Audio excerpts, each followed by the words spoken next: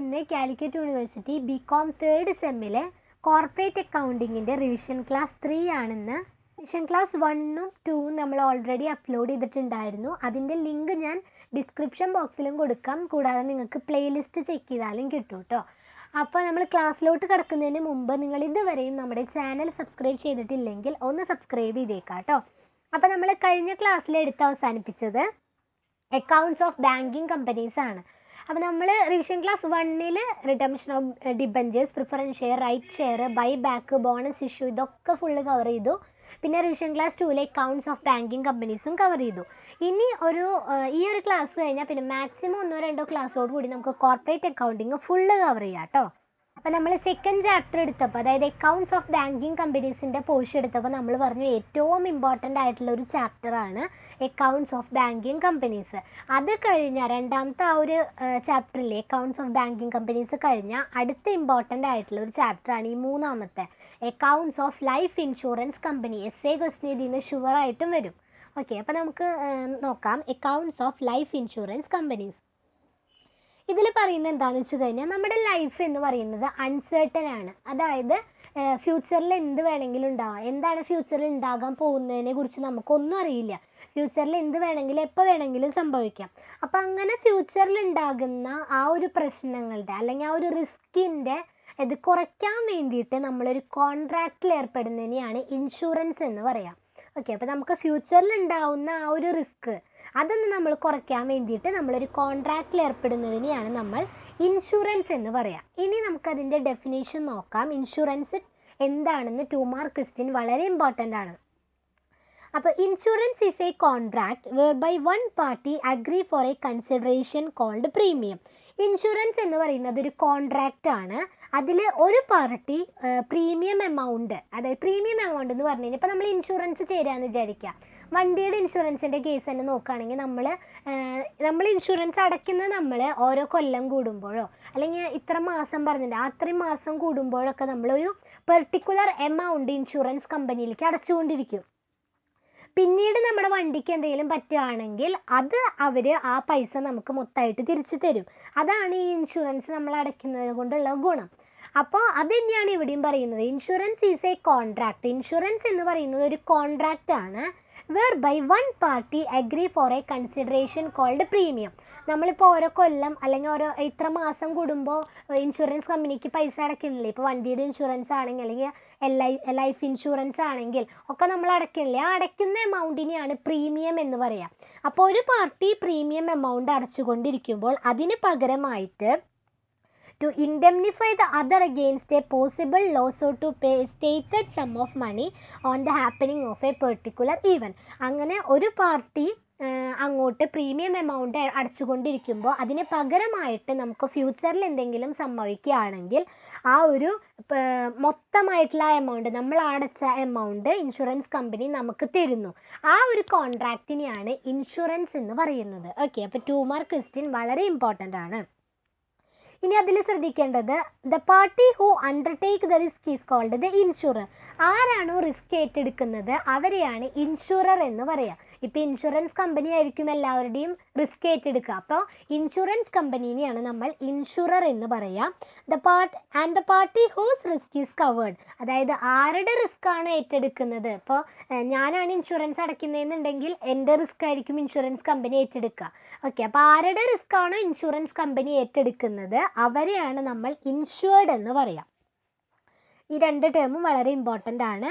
പിന്നെ the return document which contain the contract is known as policy. അതായത് ഇപ്പോൾ നമ്മൾ ഇൻഷുറൻസ് എന്ന് പറയുന്ന ഒരു കോൺട്രാക്റ്റാന്ന് പറഞ്ഞു. ആ കോൺട്രാക്റ്റിനെ കുറിച്ച് എഴുതിയിട്ടുള്ള ഒരു ഡോക്യുമെൻറ്റിനെയാണ് നമ്മൾ പോളിസി എന്ന് പറയുക. അപ്പോൾ ഇത്രയും കാര്യങ്ങളാണ് അവിടെ മനസ്സിലാക്കാനുള്ളത്. 2 മാർക്ക് ക്വസ്റ്റ്യൻ എന്താണ് ഇൻഷുറൻസ് എന്നും പഠിക്കുക, ഇൻഷുറർ ആരാന്ന് പഠിക്കുക, ഇൻഷുർഡ് ആരാന്ന് പഠിക്കുക, പോളിസി എന്താണെന്ന് പഠിക്കുക. ഇനിയാണ് നമുക്ക് ഏറ്റവും ഇമ്പോർട്ടൻ്റ് ആയിട്ടുള്ളൊരു പോർഷൻ വരുന്നത് ലൈഫ് ഇൻഷുറൻസ് എന്താണ്. അതിന് മുമ്പ് ടൈപ്സ് ഓഫ് ഇൻഷുറൻസ് ഉണ്ട്. ടൈപ്സ് ഓഫ് ഇൻഷുറൻസ് നിങ്ങൾ ജസ്റ്റ് വായിച്ചു പോയാൽ മതി. അത് കഴിഞ്ഞ് അടുത്തത് ലൈഫ് ഇൻഷുറൻസ് നോക്കാം. അധികം ടൈം ഇല്ലാത്ത കാരണം ആവശ്യമില്ലാത്തതൊക്കെ സ്കിപ്പ് ചെയ്യാണ് കേട്ടോ. അപ്പോൾ ലൈഫ് ഇൻഷുറൻസ് എന്താണെന്ന് നോക്കാം. ലൈഫ് ഇൻഷുറൻസ് എന്താണെന്ന് നോക്കുന്നതിന് മുമ്പ് ഞാനൊരു എക്സാമ്പിൾ പറഞ്ഞു തരാം. ഇപ്പോൾ എക്സ് എന്ന് പറയുന്ന ഒരാൾ, ആ എക്സിന് ജോലിയൊക്കെ കിട്ടി, നല്ലോണം ശമ്പളമൊക്കെ ആയി കഴിഞ്ഞപ്പോൾ എക്സ് എന്ത് ചെയ്യാണ്, ഒരു വീട് വാങ്ങാനായിട്ട് തീരുമാനിക്കുകയാണ്. അപ്പോൾ വീട് വാങ്ങാനായിട്ട് തീരുമാനിക്കുമ്പോൾ ഒരു 50 ലക്ഷത്തിൻ്റെ വീട് വാങ്ങാനാണ് തീരുമാനിക്കണതെന്ന് വിചാരിക്കുക. എക്സിൻ്റെ കയ്യിൽ കറക്റ്റ് റെഡി ക്യാഷ് ഒന്നും കൊടുക്കാനില്ല, ലോൺ എടുത്തിട്ടാണ് ഈ വീടും കാര്യങ്ങളൊക്കെ എക്സ് വാങ്ങുന്നത്. അപ്പം അങ്ങനെ എക്സ് വീടും കാര്യങ്ങളൊക്കെ വാങ്ങുന്ന സമയത്ത് എക്സ് വിചാരിക്കുകയാണ്, ഈ ലോൺ എടുത്ത് ഈ 50 ലക്ഷത്തിന് ലോണൊക്കെ എടുത്ത് ഞാൻ ഈ വീടൊക്കെ വാങ്ങിക്കഴിഞ്ഞാൽ എനിക്ക് എന്തെങ്കിലും സംഭവിച്ചു കഴിഞ്ഞാൽ ആ ഒരു ബാധ്യത എന്ന് പറയുന്നത് എക്സിൻ്റെ ഫാമിലിയുടെ തലയിലാവും. ഓക്കെ, അപ്പോൾ എക്സിൻ്റെ ഫാമിലിയുടെ തലയിൽ ആ ഒരു ബാധ്യത ഉണ്ടാവാതിരിക്കാൻ വേണ്ടിയിട്ട് എക്സ് ഇൻഷുറൻസ് കമ്പനിയുടെ അടുത്ത് പോയിട്ട് പറയാണ്, എനിക്കൊരു ലൈഫ് ഇൻഷുറൻസ് വേണം. അതായത് ഇപ്പം എക്സ് ഓരോ 3-4 മാസം കൂടുമ്പോഴോ അല്ലെങ്കിൽ ഓരോ കൊല്ലം കൂടുമ്പോഴോ ഒരു പെർട്ടിക്കുലർ എമൗണ്ട് ഇൻഷുറൻസ് കമ്പനിയിലേക്ക് അടച്ചുകൊണ്ടിരിക്കും. ഓക്കെ, അപ്പോൾ ആ ഇൻഷുറൻസ് എന്ന് പറയുന്നത് ഇത്ര കാലത്തേക്ക്, ചിലപ്പോൾ 35 കൊല്ലത്തേക്ക് അല്ലെങ്കിൽ 40 കൊല്ലം എന്നൊക്കെ ഉണ്ടാവും. അപ്പോൾ എക്സ് ഇത്രയും അവർ പറഞ്ഞിരിക്കുന്ന ആ ഓരോ കൊല്ലം കൂടുമ്പോൾ അല്ലെങ്കിൽ 3-4 മാസം കൂടുമ്പോഴൊക്കെ എക്സ് ഒരു പെർട്ടിക്കുലർ എമൗണ്ട് ഇൻഷുറൻസ് കമ്പനിയിലേക്ക് അടച്ചുകൊണ്ടിരിക്കും. എന്നിട്ട് ആ ഇൻഷുറൻസിൻ്റെ കാലാവധി എപ്പോഴാണോ തീരുന്നത് അപ്പോൾ ഇൻഷുറൻസ് കമ്പനി നമുക്ക് തിരിച്ചു തരും. അതിന് മുമ്പ് എക്സിന് എന്തെങ്കിലും സംഭവിച്ചു കഴിഞ്ഞാൽ ഇൻഷുറൻസ് കമ്പനി നമ്മൾ അടച്ച ആ മൊത്തം എമൗണ്ട് നമുക്ക് തരും, അതായത് എക്സിൻ്റെ ഫാമിലിക്ക് തരും. അല്ലാന്നുണ്ടെങ്കിൽ എക്സിന് പറഞ്ഞ ആ കോൺട്രാക്റ്റിൽ ഇത്രയും കാലത്തേക്കാണ് ആ ഇൻഷുറൻസ് ചേർന്നിട്ടുള്ളത്, ആ ഒരു കാലം വരെ എക്സിനൊന്നും സംഭവിച്ചില്ലെങ്കിലും അതിൻ്റെ ആ കാലാവധി തീരുമ്പോഴെങ്കിലും ആ പൈസ ഇൻഷുറൻസ് കമ്പനി നമുക്ക് തിരിച്ചു തരും. അതാണ് ഈ ലൈഫ് ഇൻഷുറൻസിൻ്റെ കേസിൽ നടക്കുന്നത്. ദെൻ ഡെഫിനിഷൻ നോക്കാം. Life insurance is a contract. Life insurance എന്ന് പറയുന്നത് ഒരു കോൺട്രാക്റ്റ് ആണ്, by which insurer in consideration of premium agree to pay a certain sum of money either on the death of the insured or on the expiry of specific period whichever happens earlier.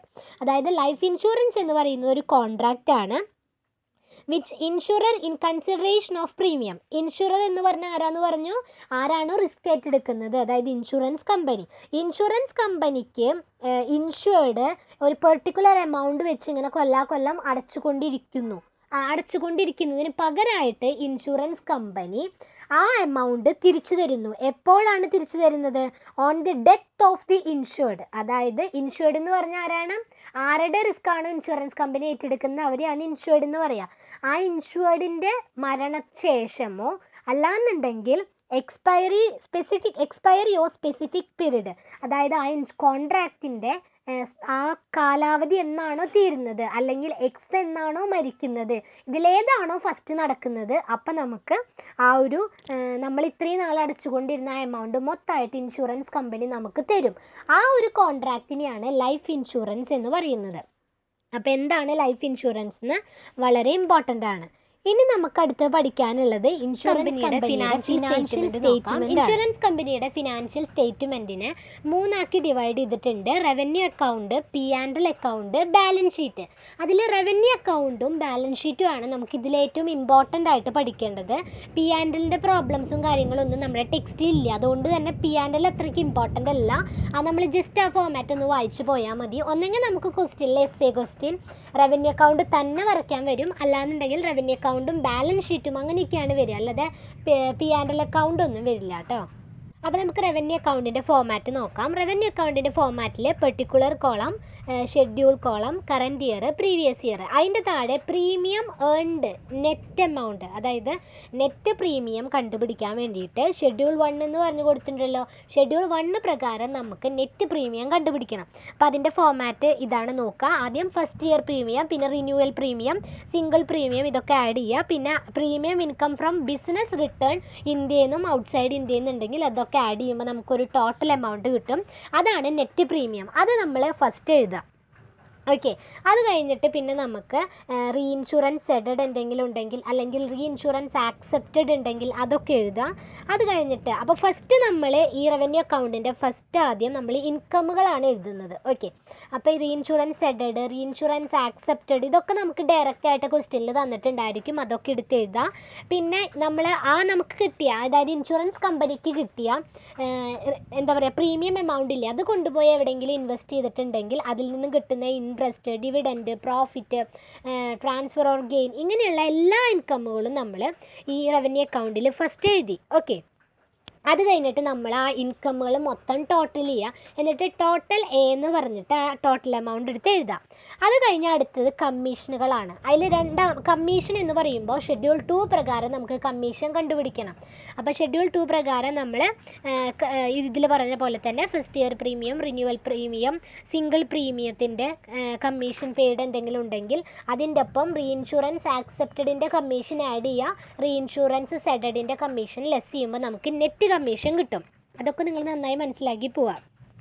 അപ്പോൾ നമുക്ക് അങ്ങനെ commission കിട്ടും. ആ commission എഴുതാം. മൂന്നാമത്തെ പിന്നെ എഴുതേണ്ടത് എക്സ്പെൻസസിൽ operating expenses relate to insurance business ആയിട്ട് റിലേറ്റ് ചെയ്തിട്ടുള്ള ഓപ്പറേറ്റിംഗ് എക്സ്പെൻസസ് അത് നമുക്ക് ഷെഡ്യൂൾ 3 എന്ന് പറഞ്ഞിട്ട് വരയ്ക്കണം. അപ്പോൾ വരയ്ക്കുമ്പോൾ നമുക്ക് കിട്ടും. എന്നിട്ട് ആ എമൗണ്ടും നമ്മൾ അതുപോലെ തന്നെ എഴുതാം. ഓപ്പറേറ്റിംഗ് എക്സ്പെൻസസ് എന്ന് പറഞ്ഞു കഴിഞ്ഞാൽ അതിൽ rent rates, tax, repairs, printing and stationery, ഇങ്ങനെയുള്ള എല്ലാ എക്സ്പെൻസസ് ആണ് ഓപ്പറേറ്റിങ്ങിൽ വരിക. അതൊക്കെ ടോട്ടൽ ചെയ്തിട്ട് ഓപ്പറേറ്റിംഗ് എക്സ്പെൻസസ് ഷെഡ്യൂൾ 3 എന്ന് പറഞ്ഞിട്ട് എഴുതുക. പിന്നെ ബാക്കിയുള്ള ഇൻഷുറൻസ് കമ്പനിയുടെ എക്സ്പെൻസസ്, അതായത് provision for doubtful debt, bad ഡെപ്റ്റ് റിട്ടേൺ ഓഫ്, ഇങ്ങനെയുള്ളതൊക്കെ നമുക്ക് ക്വസ്റ്റ്യനിൽ ഡയറക്റ്റായിട്ട് തന്നിട്ടുണ്ടായിരിക്കും. അങ്ങനെയുള്ള എല്ലാ എക്സ്പെൻസസും കൂടി എഴുതിയിട്ട് എക്സ്പെൻസസും നമ്മൾ ടോട്ടൽ ചെയ്യാം. ടോട്ടൽ ബി എന്ന് പറഞ്ഞിട്ട് എക്സ്പെൻസസിൻ്റെയും ടോട്ടൽ എഴുതാം. അത് കഴിഞ്ഞാൽ ടോട്ടൽ ബി എന്ന് പറഞ്ഞ് എഴുതിയാൽ പിന്നെ നമുക്ക് എഴുതേണ്ടത് ബെനിഫിറ്റ്സ് പെയ്ഡ് ആണ്. കൊടുത്തിരിക്കുന്ന കണ്ടില്ലേ, ബെനിഫിറ്റ്സ് പെയ്ഡ് നെറ്റ് എന്ന് പറഞ്ഞിട്ട്. ബെനിഫിറ്റ്സ് പെയ്ഡ് എന്ന് പറഞ്ഞു കഴിഞ്ഞാൽ ഇൻഷുറൻസ് കമ്പനി എപ്പോഴാണ് ഈ പൈസ തിരിച്ചു കൊടുക്കുക? ഒന്നെങ്കിൽ എന്തെങ്കിലും സംഭവിക്കുന്ന സമയത്ത്, ഇപ്പോൾ എന്താ പറയുക, ആ വ്യക്തിക്ക് എന്തെങ്കിലും സംഭവിക്കുമ്പോൾ ആ റിസ്ക് കവർ ചെയ്യാൻ വേണ്ടിയിട്ട് അപ്പം കൊടുക്കും. അല്ലാന്നുണ്ടെങ്കിൽ മെച്യൂരിറ്റി ഡേറ്റ് എപ്പോഴാണോ കഴിയണേ ഇതിലേതാണോ ഫസ്റ്റ് നടക്കണം അപ്പോഴായിരിക്കും ഇൻഷുറൻസ് കമ്പനി പൈസ കൊടുക്കുക, ആ ഇൻഷുർ ചെയ്തിട്ടുള്ള ആൾക്ക് പൈസ കൊടുക്കുക. ആ പൈസ കൊടുക്കുന്ന ആ ഒരു എക്സ്പെൻസസ് അതിനെയാണ് നമ്മൾ ബെനിഫിറ്റ്സ് പെയ്ഡ് എന്ന് പറയാം. നമുക്ക് ക്വസ്റ്റ്യനിൽ തന്നിട്ടുണ്ടായിരിക്കും. അത് നമ്മൾ ഡയറക്റ്റ് എഴുതാം. ക്വസ്റ്റ്യനിൽ ഡയറക്റ്റായിട്ട് തരില്ല, അതിൻ്റെ അഡ്ജസ്റ്റ്മെൻറ്റ്സും കാര്യങ്ങളൊക്കെ തന്നിട്ടുണ്ടായിരിക്കും. അത് നമ്മൾ ഷെഡ്യൂൾ 4 എന്ന് പറഞ്ഞിട്ട് ഈ ഫോമാറ്റ് വെച്ചിട്ട് എഴുതണം. അതിൻ്റെ ഫോമാറ്റ് ഒന്ന് നോക്കുക. ഫോമാറ്റിൽ ഫസ്റ്റ് 4 കാര്യങ്ങൾ. ഒന്നാമത്തെ ഇൻഷുറൻസ് ക്ലെയിമായിട്ട് ബന്ധപ്പെട്ടിട്ടുള്ള കാര്യങ്ങൾ, annuity, pension payment, other benefit, claim by death, ഇങ്ങനെയുള്ള കാര്യങ്ങളൊക്കെ. പിന്നെ എമൗണ്ട് സെഡഡ് ഇൻ റീഇൻഷുറൻസ്, അതുമായിട്ട് റിലേറ്റ് ചെയ്തിട്ടുള്ള ക്ലെയിമുകൾ, ആനുവിറ്റി, പെൻഷൻ, അങ്ങനെയുള്ളതൊക്കെ എഴുതാം. മൂന്നാമത്തെ amount accepted in reinsurance accept ചെയ്തിട്ടുള്ള എമൗണ്ടുകൾ, അതും അതുപോലെ തന്നെ ക്ലെയിമുകൾ, ആനുവിറ്റി, പെൻഷൻ, ഇങ്ങനെയുള്ളതൊക്കെ എഴുതാം. ദെൻ ടോട്ടൽ ചെയ്യുക. അത് കഴിഞ്ഞിട്ട് ബെനിഫിറ്റ്സ് പെയ്ഡ് ടു ക്ലെയിമൻസ്, അതായത് ക്ലെയിമൻസിന് പേ ചെയ്തിട്ടുള്ള ബെനിഫിറ്റുകൾ ഇന്ത്യയിലത്തെയും ഔട്ട്സൈഡ് ഇന്ത്യയിലത്തെയും അതും കൂടി ടോട്ടൽ ചെയ്യുമ്പോൾ നമുക്ക് ബെനിഫിറ്റ്സ് പെയ്ഡ് എന്ന് പറഞ്ഞിട്ട് അതിൻ്റെ നെറ്റ് എമൗണ്ട് കിട്ടും. അത് നമ്മളിവിടെ കൊണ്ട് പോസ്റ്റ് ചെയ്യാം. ബെനിഫിറ്റ്സ് പെയ്ഡ് എന്ന് പറഞ്ഞിട്ട് ഈ റവന്യൂ അക്കൗണ്ടിൽ കൊണ്ട് പോസ്റ്റ് ചെയ്യാം. അതിനുമ്പോൾ നമുക്ക് ഇൻ്ററിം ബോണസ് പെയ്ഡ് എന്ന് പറഞ്ഞ് ക്വസ്റ്റ്യനിൽ ഡയറക്റ്റ് തന്നിട്ടുണ്ടായിരിക്കും, അതും എഴുതുക. പിന്നെ change in valuation of liability against life പോളിസിക്ക് എഗെയിൻസ്റ്റ് ആയിട്ട് എന്തെങ്കിലും ലൈബിലിറ്റീസിൽ ചേഞ്ചസ് വന്നിട്ടുണ്ടെങ്കിൽ അതിൻ്റെ ഗ്രോസ് എമൗണ്ടും കാര്യങ്ങളൊക്കെ തന്നിട്ടുണ്ടെങ്കിൽ അതൊക്കെ എഴുതാം. ദെൻ നമ്മൾ അതും ടോട്ടൽ ചെയ്യുക. അത് ടോട്ടൽ ചെയ്തിട്ട് നമ്മൾ ടോട്ടൽ സി എന്ന് പറഞ്ഞിട്ട് എഴുതാം. അപ്പോൾ നമ്മൾ ടോട്ടൽ എ എഴുതി, ടോട്ടൽ ബി ചെയ്തു, ടോട്ടൽ സി ചെയ്ത് കഴിഞ്ഞാൽ പിന്നെ നമുക്ക് സർപ്ലസ് ആണോ ഡെഫിസിറ്റ് ആണോ എന്ന് കണ്ടുപിടിക്കണം. സർപ്ലസ് ആണോ ഡെഫിസിറ്റ് ആണോ എന്ന് കണ്ടുപിടിക്കാൻ ടോട്ടൽ എ എന്ന് പറഞ്ഞാൽ ഇൻകത്തിൻ്റെ ടോട്ടലാണ്. ആ ഇൻകത്തിൻ്റെ ടോട്ടലിൽ നിന്ന് ടോട്ടൽ ബിയും ടോട്ടൽ സിയും ലെസ് ചെയ്യുമ്പോൾ നമുക്ക് സർപ്ലസ് ആണോ ഡെഫിസിറ്റ് ആണോ എന്ന് കിട്ടും. ഓക്കെ, അതിനെയാണ് നമ്മൾ ടോട്ടൽ ഡി എന്ന് പറയാം. അത് കഴിഞ്ഞിട്ട് ആ കിട്ടിയ സർപ്ലസ് ഓർ ഡെഫിസിറ്റ് നമ്മൾ ഏറ്റവും അവസാനം കണ്ടില്ലേ ടോട്ടൽ ഡി എന്ന് പറഞ്ഞിട്ട് ഇവിടെ കൊടുത്തിരിക്കുന്നത്, ആ ടോട്ടൽ ഡിയുടെ നേരെ ആ സർപ്ലസ് ഓർ ഡെഫിസിറ്റിൻ്റെ എമൗണ്ട് ഏതാ കിട്ടിയെന്നുണ്ടെങ്കിൽ അത് എഴുതി വെക്കാം. അത് കഴിഞ്ഞിട്ട് ആ എമൗണ്ടിന് നമുക്ക് അപ്രോപ്രിയേഷൻ ചെയ്ത് കൊടുക്കണം. ഇപ്പോൾ ഷെയർ ഹോൾഡേഴ്സിൻ്റെ അക്കൗണ്ടിലേക്ക് ഇത്ര ട്രാൻസ്ഫർ ചെയ്യാൻ പറഞ്ഞിട്ട് പെർസെൻറ്റേജ് ഒക്കെ നമുക്ക് ക്വസ്റ്റ്യനിൽ തന്നിട്ടുണ്ടായിരിക്കും.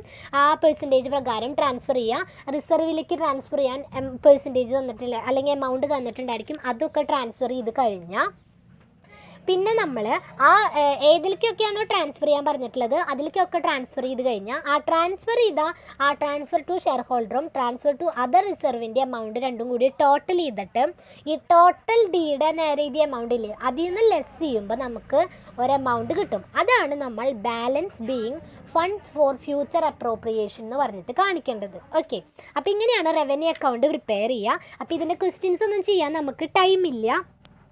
ഓക്കെ, അപ്പോൾ നമ്മൾ ഇതിൻ്റെ ഒരു വലിയ എസ് എ ക്വസ്റ്റിനായിട്ട് എല്ലാ ചാപ്റ്ററിലേക്കും എസ് എ ക്വസ്റ്റിൻ്റെ ഒരു പ്രോബ്ലംസ് നമ്മൾ ഒരു വീഡിയോ പോലെ ചെയ്യാം കേട്ടോ. പിന്നെ നമുക്കിതിൽ ശ്രദ്ധിക്കേണ്ടതെന്ന് പറഞ്ഞു കഴിഞ്ഞാൽ നമ്മൾ ഈ റവന്യൂ അക്കൗണ്ട് പ്രിപ്പയർ ചെയ്തപ്പോൾ അതിൽ ഫസ്റ്റ് പ്രീമിയം നെറ്റ് പ്രീമിയം കാണണം, ഷെഡ്യൂൾ 1 പ്രകാരം നെറ്റ് പ്രീമിയം കാണണം എന്ന് പറഞ്ഞു. അങ്ങനെ ഷെഡ്യൂൾ 1 പ്രകാരം നെറ്റ് പ്രീമിയം കാണാനായിട്ട് ഈ റവന്യൂ അക്കൗണ്ടിലല്ലാതെ സെപ്പറേറ്റ് ഒരു 4 മാർക്ക് അല്ലെങ്കിൽ 5 മാർക്കിൻ്റെ ക്വസ്റ്റ്യൻ ഷുവറായിട്ടും വരും, പഠിച്ചു വെക്കണം. അപ്പോൾ ആ ഒരു ഫോമാറ്റും നമുക്ക് പഠിക്കാം, അതിൻ്റെ ഒരു പ്രോബ്ലമും പഠിക്കാം. ഇനിയായിരിക്കും ക്വസ്റ്റ്യൻ വരിക, calculate the amount of net premium to be shown in revenue account. Revenue അക്കൗണ്ടിൽ ഷോൺ ചെയ്യുന്ന നെറ്റ് പ്രീമിയത്തിൻ്റെ എമൗണ്ട് കാണുക എന്ന് പറഞ്ഞിട്ട് നമുക്ക് 4 or 5 മാർക്ക് ക്വസ്റ്റ്യൻ എന്തായാലും വരും. അപ്പോൾ അതിൻ്റെ ഫോമാറ്റ് ഒന്ന് നോക്കുക.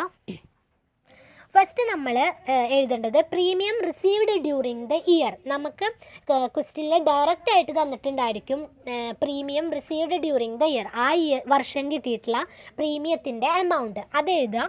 അതിൻ്റെ ഒപ്പം നമ്മൾ സബ്സ്ക്രിപ്ഷനൊക്കെ പഠിച്ചിട്ടുണ്ട്. Outstanding at the end add ചെയ്യുക, outstanding at the beginning less ചെയ്യാന്ന് ആ ഒരു കൺസെപ്റ്റ് മനസ്സിലാക്കുക. അപ്പോൾ നമ്മൾ പ്രീമിയം റിസീവ്ഡ് ഡ്യൂറിങ് ദ ഇയറിൻ്റെ ഒപ്പം ഔട്ട്സ്റ്റാൻഡിങ് പ്രീമിയം അറ്റ് ദ എൻഡിലത്തെ ഔട്ട്സ്റ്റാൻഡിങ് പ്രീമിയം നമ്മൾ ആഡ് ചെയ്തു. ലെസ്സിൻ്റെ അവിടെ കണ്ടില്ലേ, ഔട്ട്സ്റ്റാൻഡിങ് പ്രീമിയം അറ്റ് ദ ബിഗിനിങ്ങിലെ ഔട്ട്സ്റ്റാൻഡിങ് പ്രീമിയം നമ്മൾ ലെസ് ചെയ്തു. പിന്നെ നമ്മൾ ആഡ് ചെയ്യേണ്ടത്, ഇതൊക്കെ നമുക്ക് ഡയറക്റ്റ് തന്നിട്ടുണ്ടായിരിക്കും, reinsurance premium received during the year. ആ വർഷം കിട്ടിയിട്ടുള്ള റീഇൻഷുറൻസ് പ്രീമിയം നമുക്ക് ക്വസ്റ്റ്യനിൽ തന്നിട്ടുണ്ടായിരിക്കും, അത് ആഡ് ചെയ്യാം. പിന്നെ ബോണസ് ഇൻ റിഡക്ഷൻ ഓഫ് പ്രീമിയത്തിൻ്റെ റിഡക്ഷനിലുള്ള ബോണസുകൾ എന്തെങ്കിലും ഉണ്ടെങ്കിൽ അതും ക്വസ്റ്റ്യനിൽ തന്നിട്ടുണ്ടായിരിക്കും, അതും കൂടി ആഡ് ചെയ്യാം. അത് മൊത്തം ആഡ് ചെയ്യുമ്പോൾ നമുക്കൊരു എമൗണ്ട് കിട്ടും. അതിൽ നിന്ന് നമ്മൾ നേരത്തെ പറഞ്ഞ പോലെ ഔട്ട്സ്റ്റാൻഡിങ് പ്രീമിയം അറ്റ് ദ ബിഗിനിങ്ങും ലെസ് ചെയ്യാം, റീഇൻഷുറൻസ് പ്രീമിയം പെയ്ഡ് അല്ലെങ്കിൽ റീഇൻഷുറൻസ് സെഡഡ് എന്ന് പറഞ്ഞിട്ട് തന്നിട്ടുണ്ടായിരിക്കും, റീഇൻഷുറൻസ് പ്രീമിയം പെയ്ഡ് എന്ന് പറഞ്ഞ് ലെസ് ചെയ്യുക. അപ്പോൾ നമ്മൾക്ക് സിമ്പിളായിട്ട് മനസ്സിലാക്കി വെക്കാനായിട്ട് നമ്മൾ ആദ്യം നമുക്ക് ആ വർഷം കിട്ടിയ പ്രീമിയം എമൗണ്ട് എഴുതിയിട്ട് അതിൻ്റെ ഒപ്പം ഔട്ട്സ്റ്റാൻഡിങ് ആഡ് ചെയ്യുക, ബിഗിനിങ് ലെസ് ചെയ്യുക, റീഇൻഷുറൻസ് പ്രീമിയം റിസീവ്ഡ് ആഡ് ചെയ്യുക, റീഇൻഷുറൻസ് പ്രീമിയം പെയ്ഡ് ലെസ് ചെയ്യുക, പിന്നെ ബോണസ് ഇൻ റിഡക്ഷൻ ആഡ് ചെയ്യുക. ഓക്കെ, ഇങ്ങനെ ചെയ്യുമ്പോൾ നമുക്ക് നെറ്റ് പ്രീമിയത്തിൻ്റെ എമൗണ്ട് കിട്ടും. അതിൻ്റെ ഒരു ക്വസ്റ്റ്യൻ ജസ്റ്റ് ഒന്ന് കാണിച്ചു തരാം. അപ്പോൾ നമുക്കിതിൽ the following data related to premium of insurance company എന്ന് പറഞ്ഞ് തന്നിട്ടുണ്ട്. ഇങ്ങനെ ഒരു ക്വസ്റ്റ്യൻ നമുക്ക് കിട്ടിക്കഴിഞ്ഞാൽ ആദ്യം നമ്മൾ എന്ത് എഴുതണം, ആ വർഷം കിട്ടിയിട്ടുള്ള പ്രീമിയം എമൗണ്ട് എത്രയാണെന്ന് എഴുതണം.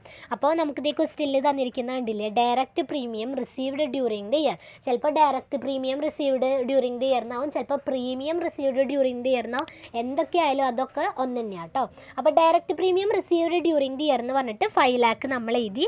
അതിൻ്റെ ഒപ്പം എന്ത് ആഡ് ചെയ്യണം, പ്രീമിയം ഔട്ട്സ്റ്റാൻഡിങ് അറ്റ് ദ എൻഡിലത്തെ ഔട്ട്സ്റ്റാൻഡിങ് പ്രീമിയം ആഡ് ചെയ്യണം. അപ്പോൾ നമുക്കിവിടെ പ്രീമിയം ഔട്ട്സ്റ്റാൻഡിങ് ഓൺ 1/4/2019 31/3/2020 കൊണ്ട്. അപ്പോൾ 2019-2020 അവസാനത്തെ ഏതാണെന്ന് നോക്കുമ്പോൾ നമുക്കറിയാം 2020 ആയിരിക്കും അവസാനം.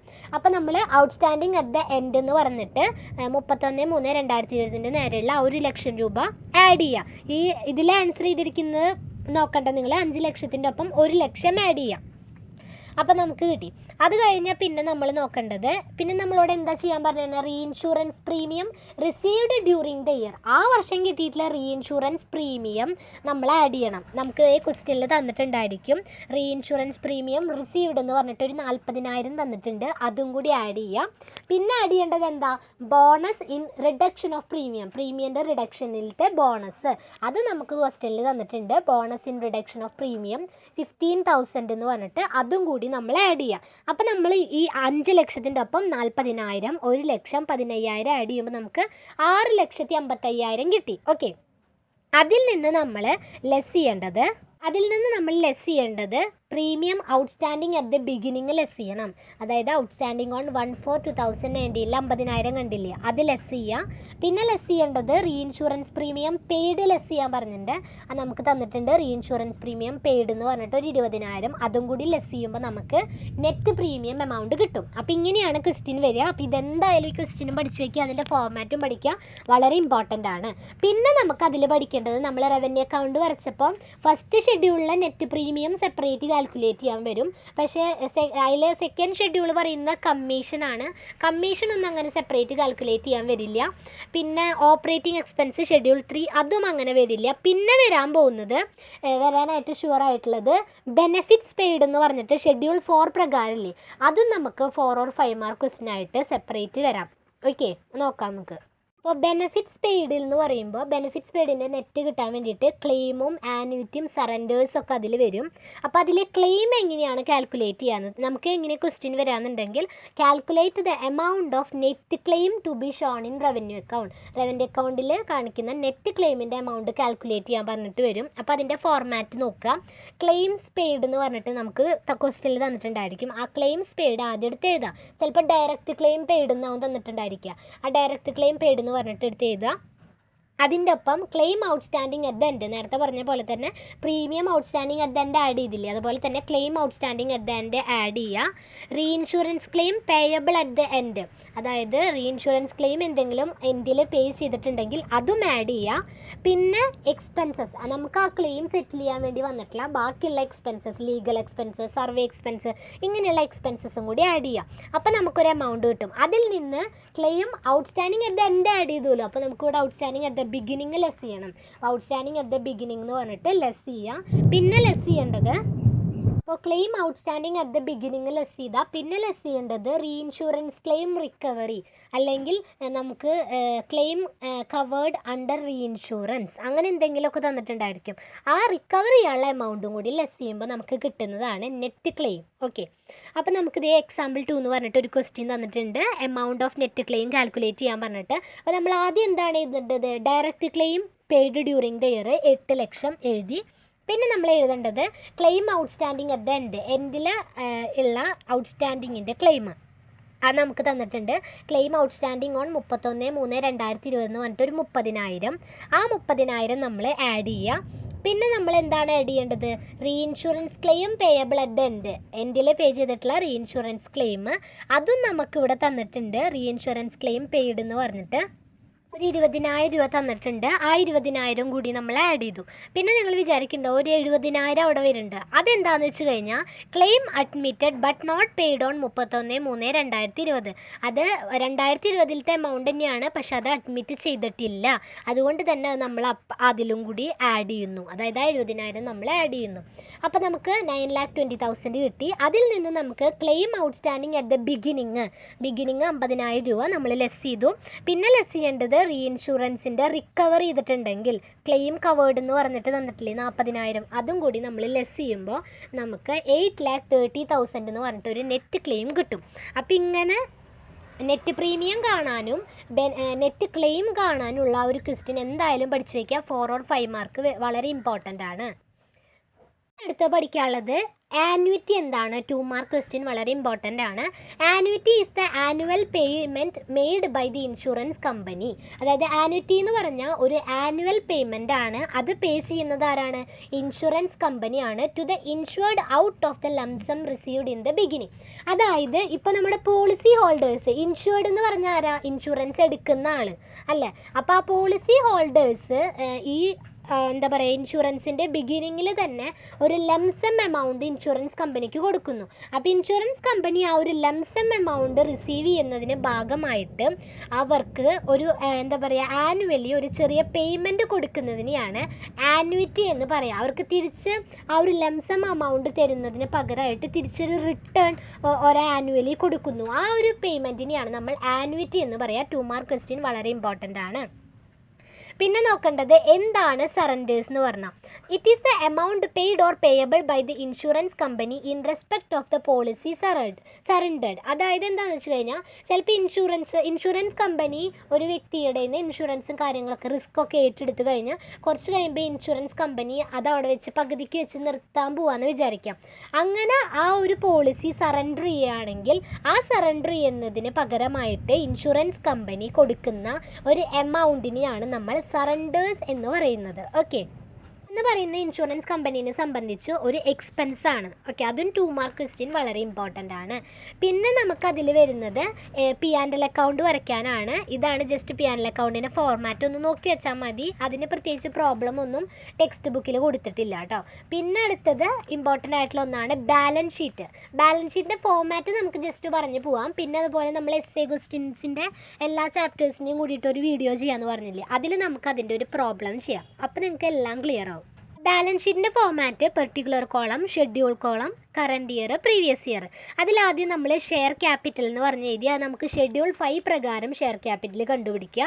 എന്നിട്ട് എമൗണ്ട് കൊണ്ട് എഴുതുക. റിസർവ് ആൻഡ് സർപ്ലസ് എന്ന് പറഞ്ഞിട്ട് ഷെഡ്യൂൾ 6 പ്രകാരം നമ്മൾ റിസർവ് ആൻഡ് സർപ്ലസ് കണ്ടുപിടിച്ച് ആ എമൗണ്ട് എഴുതി. പിന്നെ credit or debit fair value change account. അത് കഴിഞ്ഞാൽ പിന്നെ ബോറോയിങ്സ് എഴുതുക. ബോറോയിങ്സ് എന്ന് പറഞ്ഞിട്ട് നമ്മൾ ഷെഡ്യൂൾ 7 പ്രകാരം കണ്ടുപിടിച്ചിട്ട് ബോറോയിങ്സ് എഴുതുക. പിന്നെ പോളിസി ഹോൾഡേഴ്സിൻ്റെ ഫണ്ട്സ്, പിന്നെ policy liabilities, insurance reserve, provision for linked liability, funds for future appropriation, ഇങ്ങനെയുള്ള കാര്യങ്ങളൊക്കെ എഴുതിയിട്ട് നമ്മൾ ടോട്ടൽ ചെയ്യുക. ആ ടോട്ടലിന് കണ്ടില്ലേ, അതെന്ന് പറയുന്നത് ലൈബിലിറ്റീസിൻ്റെ ടോട്ടലാണ്. ഓക്കെ, അപ്പോൾ അത് മൊത്തം നമ്മൾ ടോട്ടൽ ചെയ്തു. ഇനി അത് കഴിഞ്ഞാൽ അടുത്തത് അസറ്റുകളുടെ ഇൻവെസ്റ്റ്മെൻറ്റ്, ഷെയർ ഹോൾഡേഴ്സിൻ്റെ ഇൻവെസ്റ്റ്മെൻറ്റ് ഷെഡ്യൂൾ 8 പ്രകാരം നമ്മൾ കണ്ടുപിടിക്കും. പിന്നെ ലോൺ ഷെഡ്യൂൾ 9 പ്രകാരം, ഫിക്സഡ് അസറ്റ് ഷെഡ്യൂൾ 10 പ്രകാരം, ഇങ്ങനെയുള്ള ഓരോന്നും നമ്മൾ ഷെഡ്യൂൾ വരച്ച് ഒക്കെ കണ്ടുപിടിക്കുക. കറൻറ്റ് ലൈബിലിറ്റീസ്, പ്രൊവിഷൻസ്, ഇങ്ങനെയുള്ളതൊക്കെ നമ്മൾ കണ്ടുപിടിച്ച് കഴിഞ്ഞിട്ട് മിസ്ലേനിയസ് എക്സ്പെൻഡിച്ചർ, ഇങ്ങനെയുള്ള കാര്യങ്ങളൊക്കെ നമ്മൾ എഴുതുക. അത് കഴിഞ്ഞാൽ നമുക്ക് പി ആൻഡിൽ നിന്ന് എന്തെങ്കിലും എമൗണ്ട് ബാലൻസ് എന്ന് പറഞ്ഞിട്ട് ക്വസ്റ്റ്യനിൽ തന്നിട്ടുണ്ടായിരിക്കും. അത് എടുത്ത് എഴുതി കഴിഞ്ഞ് കഴിഞ്ഞാൽ പിന്നെ നമ്മൾ ആസെറ്റിൻ്റെ ആ സൈഡും ടോട്ടൽ ചെയ്യുക. അപ്പോൾ ഇങ്ങനെയാണ് നമ്മൾ മറ്റേ പി ആൻഡിലും ഇതൊന്നും വരയ്ക്കുന്ന, അല്ലെ ബാലൻസ് ഷീറ്റ് വരയ്ക്കുന്ന പോലെ 2 സൈഡായിട്ടൊന്നല്ല, അല്ലെങ്കിൽ ലൈബിലിറ്റീസിന് പ്രത്യേകം എടുത്ത് എഴുതിയിട്ടൊന്നുമില്ല. ഇങ്ങനെയാണ് ബാലൻസ് ഷീറ്റിൻ്റെ ഒരു ഫോർമാറ്റ്. അപ്പോൾ അതുപോലെ തന്നെ അതിൻ്റെ ക്വസ്റ്റ്യൻസും കാര്യങ്ങളൊക്കെ ഒന്ന് ചെയ്ത് നോക്കുക. അപ്പോൾ അതിൻ്റെ വീഡിയോ നമുക്ക് വേഗം തന്നെ ഇടാം. പിന്നെ നമുക്ക് ആ ചാപ്റ്ററിൽ ഇനി നോക്കേണ്ടത് എന്താണ് റീഇൻഷുറൻസ് എന്ന് 2 മാർക്ക് ക്വസ്റ്റ്യൻ വളരെ ഇമ്പോർട്ടൻ്റ് ആണ്. അപ്പോൾ അതൊന്ന് നോക്കുക. When an insurance company things that A specific risk is so high that it cannot shoulder in its individual capacity. ഒരു ഇൻഷുറൻസ് കമ്പനിയുടെ അടുത്ത് പോയിട്ട് ഒരാൾ ഇൻഷുറൻസ് ചേരാമെന്ന് വിചാരിക്കുക. അപ്പോൾ ഇൻഷുറൻസ് ഒക്കെ ചേർന്ന് കഴിയുമ്പോൾ ഇൻഷുറൻസ് കമ്പനിക്ക് തോന്നുകയാണ് ഇദ്ദേഹത്തിൻ്റെ ഇൻഷുറൻസ് ഞങ്ങളുടെ കമ്പനിക്ക്, അതായത് ആ ഇൻഷുറൻസ് കമ്പനിക്ക് കുറച്ച് ബുദ്ധിമുട്ട്, വളരെ ഹൈ ആയിട്ടുള്ള റിസ്ക്കും കാര്യങ്ങളൊക്കെ ഉള്ള ഇൻഷുറൻസ് ആണെന്ന് തോന്നുമ്പോൾ ഇൻഷുറൻസ് കമ്പനി എന്ത് ചെയ്യും, ആ റിസ്കിൻ്റെ കുറച്ച് കൊണ്ടുപോയിട്ട് വേറൊരു ഇൻഷുറൻസ് കമ്പനിയിൽ കൊണ്ടുപോയി ഇൻഷുർ ചെയ്യും. ഓക്കെ, അങ്ങനെ വേറൊരു ഇൻഷുറൻസ് കമ്പനിയിൽ കൊണ്ടുപോയിട്ട് ഇൻഷുർ ചെയ്യുന്നതിനെയാണ് റീ ഇൻഷുറൻസ് എന്ന് പറയാം. ഓക്കെ, നോക്കാം നമുക്ക് അതിൻ്റെ definition. When an insurance company things that A specific risk is so high that it cannot shoulder in its individual capacity. ഒരു ഇൻഷുറൻസ് കമ്പനി വിചാരിക്കുകയാണ്, അതായത് ഇപ്പോൾ ഏതെങ്കിലും ഒരു പോളിസി ഹോൾഡറുടെ എന്താ പറയുക, ഇൻഷുറൻസ് എന്ന് പറയുന്നത് ആ കമ്പനീനെ സംബന്ധിച്ച് ഹൈ റിസ്ക് ആണ്. It cannot shoulder in its individual capacity. ആ ഇൻഷുറൻസ് കമ്പനിക്ക് തന്നെ ആ ഒരു റിസ്ക് താങ്ങാനായിട്ട് പറ്റില്ല. അതുകൊണ്ട് തന്നെ insurance company it may reinsure a part of the risk with some other insurance company. അങ്ങനെ ഒരു ഹൈ റിസ്ക് ഇൻഷുറൻസ് കമ്പനിക്ക് തന്നെ താങ്ങാനായിട്ട് പറ്റാത്തത് കൊണ്ട് ഇൻഷുറൻസ് കമ്പനി ആ ഒരു ഇൻഷുറൻസ് കൊണ്ടുപോയിട്ട് വേറൊരു ഇൻഷുറൻസ് കമ്പനിയിൽ കൊണ്ടുപോയിട്ട് റീഇൻഷുർ ചെയ്യും. This is known as re insurance. അതിനെയാണ് നമ്മൾ റീ ഇൻഷുറൻസ് എന്ന് പറയുന്നത്. അപ്പോൾ അത് 2 മാർക്ക് ക്വസ്റ്റ്യൻ വളരെ ഇമ്പോർട്ടൻ്റ് ആണ്. നമുക്കതിൽ നോക്കാനുള്ളത് എന്താണ് ഡബിൾ ഇൻഷുറൻസ്, അതും 2 മാർക്ക് ക്വസ്റ്റ്യൻ വളരെ ഇമ്പോർട്ടൻ്റ് ആണ്. When the same subject matter is insured with 2 or more insurers to cover the same risk. അതായത് ഇപ്പോൾ ഒരാൾ കാറിന് ഇൻഷുറൻസ്, ഒരു ഇൻഷുറൻസ് കമ്പനിയിൽ പോയിട്ട് കാറിൻ്റെ ഇൻഷുറൻസ് എടുത്തു എന്ന് വിചാരിക്കാം. അദ്ദേഹം വേറൊരു കമ്പനിയിലും പോയിട്ട് ആ കാറിൻ്റെ ഇൻഷുറൻസ് എടുത്തു. അപ്പോൾ ഒരു ആൾ തന്നെ, അല്ലെങ്കിൽ ഒരു സെയിം ആയിട്ടുള്ള സബ്ജക്റ്റ് മാറ്റർ 2 ആൾക്കാരുടെ അടുത്ത് പോയിട്ട് ഇൻഷുർ ചെയ്യുകയാണെങ്കിൽ, അല്ലെങ്കിൽ ആ ഒരു റിസ്ക് 2 ഇൻഷുറൻസ് കമ്പനിയുടെ അടുത്ത് പോയിട്ട് കവർ ചെയ്യുകയാണെങ്കിൽ അതിനെയാണ് നമ്മൾ ഡബിൾ ഇൻഷുറൻസ് എന്ന് പറയുക. When the same subject matter, അതായത് same subject matter is insured with 2 or more insurers. രണ്ടോ അതിൽ കൂടുതലോ ഇൻഷുവേഴ്സിൻ്റെ അടുത്ത് പോയിട്ട് കവർ ചെയ്യുകയാണെങ്കിൽ, ആ റിസ്ക് കവർ ചെയ്യുകയാണെങ്കിൽ അതിനെയാണ് നമ്മൾ it is called double insurance എന്ന് പറയുന്നത്. അപ്പോൾ ഇത്രയാണ് നമുക്ക് ഈ ചാപ്റ്ററിൽ നോക്കാനുള്ളത്. അപ്പോൾ എന്താണ് ഇൻഷുറൻസ്, ലൈഫ് ഇൻഷുറൻസ് എന്താണ്, ഇതൊക്കെ 2 മാർക്ക് നോക്കുക. റവന്യൂ അക്കൗണ്ട് പ്രിപ്പയർ ചെയ്യാൻ വേണ്ടിയിട്ട് ഒരു എസ്സേ ക്വസ്റ്റ്യൻ എന്തായാലും വരും. ഒന്നെങ്കിൽ റവന്യൂ അക്കൗണ്ട് തന്നെ, അല്ലെങ്കിൽ റവന്യൂവും ബാലൻസ് ഷീറ്റും കൂടിയിട്ട് അങ്ങനെ ഒരു എസ്സേ ക്വസ്റ്റ്യൻ വരും. പിന്നെ വരുന്നത് നെറ്റ് പ്രീമിയം കാൽക്കുലേറ്റ് ചെയ്യാൻ 4 or 5 മാർക്ക്, അല്ലെങ്കിൽ നെറ്റ് ക്ലെയിം കാൽക്കുലേറ്റ് ചെയ്യാൻ 4 or 5 മാർക്ക്. അതൊക്കെ നോക്കുക. പിന്നെ എന്താണ് ആനുവിറ്റി, സറണ്ടേഴ്സ് എന്താണ്, ഡബിൾ ഇൻഷുറൻസ് എന്താണ്, പിന്നെ ബാലൻസ് ഷീറ്റ് ഒന്ന് നോക്കുക, പിന്നെ P&L ഒന്ന് നോക്കുക. പിന്നെ ഇങ്ങനെയുള്ള കാര്യങ്ങളൊക്കെയാണ് ഈ ചാപ്റ്ററിൽ നിന്ന് നോക്കേണ്ടത്. പഠിച്ചു കഴിഞ്ഞാൽ ഈ ചാപ്റ്ററിലത്തെ ഒരുവിധം അതിലത്തെ എല്ലാ പ്രോബ്ലംസും കാര്യങ്ങളൊക്കെ നോക്കുക. ഇത്രയും പഠിച്ച് നമുക്ക് ഈ ചാപ്റ്ററിൽ നിന്ന് ഒരുവിധം കംപ്ലീറ്റ് ആയി. അത് കഴിഞ്ഞ് നമുക്ക് ഈ ഒരു റിവിഷൻ ക്ലാസ് കോർപ്പറേറ്റ് അക്കൗണ്ടിങ്ങിൻ്റെ അവസാനിച്ച് കഴിഞ്ഞാൽ നമുക്ക് എല്ലാ ചാപ്റ്ററിലത്തെയും എസ്സേ ആയിട്ടുള്ള പ്രോബ്ലം ക്വസ്റ്റ്യൻ ഉണ്ടാവില്ല, അതൊന്ന് നമുക്ക് ചെയ്ത് കാണിക്കുന്ന ഒരു വീഡിയോയും കൂടിയും ചെയ്യാം. അപ്പോൾ ഫുള്ള് എല്ലാം കോർപ്പറേറ്റ് അക്കൗണ്ടിങ് കവറായി. അപ്പോൾ നമുക്ക് ഇന്നത്തെ ക്ലാസ് ഇവിടെ അവസാനിപ്പിക്കുകയാണ്. നമ്മൾ റിവിഷൻ ക്ലാസ് 1-ൻ്റെയും 2-ൻ്റെയും ലിങ്ക് ഡിസ്ക്രിപ്ഷൻ ബോക്സിലും കൊടുക്കാം. പിന്നെ നിങ്ങൾക്ക് പ്ലേലിസ്റ്റ് ചെക്ക് ചെയ്താലും കിട്ടും കേട്ടോ. അപ്പോൾ നിങ്ങൾക്ക് എൻ്റെ ക്ലാസ് മനസ്സിലായി, യൂസ്ഫുൾ ആയിട്ടുണ്ടെങ്കിൽ ലൈക്ക് ചെയ്യുക, ഷെയർ ചെയ്യുക, സബ്സ്ക്രൈബ് ചെയ്യുക. ഇനി എന്തെങ്കിലും ഡൗട്ട്സോ ക്ലാരിഫിക്കേഷൻസോ ഒക്കെ ഉണ്ടെങ്കിൽ കമൻറ്റ് ബോക്സിൽ കമൻറ്റ് ചെയ്യാം കേട്ടോ.